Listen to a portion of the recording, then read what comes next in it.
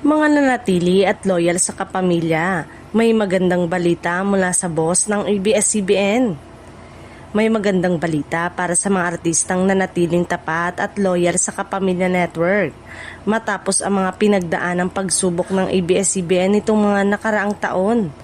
Ayon mismo sa isang pahayag ng boss ng network, patuloy na pinaghahandaan at binibigyang prioridad ang mga talento. Hindi iniwanan ng kapamilya kahit dumaan ito sa pagkawala ng prangkisa at restructuring ng kumpanya. Ibinahagi ng pamunuan na mas pinalalakas ngayon ang mga proyekto, production at content platform ng ABS-CBN mula digital, cable hanggang international partnership na magbubukas ng mas maraming oportunidad para sa mga loyal na artista.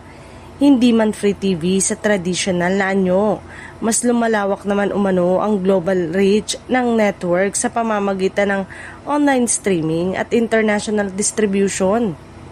Binibigyang diin din ng management na hindi na sayang ang pananatili ng mga artistang hindi sumasama sa ibang estasyon noong panahon ng krisis.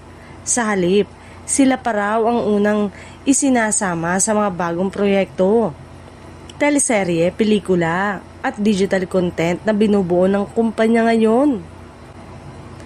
Dagdag pa ng boss ng ABS-CBN, ang loyalty ay hindi basta-basta lamang, kundi isang relasyon ng tiwala at paninindigan na hindi nakakalimutan ng kumpanya. Aniya, ang mga nanatili ay hindi lamang empleyado kundi bahagi ng pamilyang tumitindig sa panahon ng kahirapan. Sa ngayon, unti-unti nang nakikita ang pagbabalik sigla ng production ng ABS-CBN kasama ang mga agresibong content strategy sa iba't ibang platform. Patunay na hindi nasira ang pundasyon ng network bagkus ay nag-evolve lamang ito. Para sa maraming kapamilya at supporters, malinaw ang mensahe. Ang pananatili at katapatan ay may kapalit na biyaya at sa tamang panahon. Ang mga nanindigan ay siyang unang makikinabang sa bagong yugto ng ABS-CBN.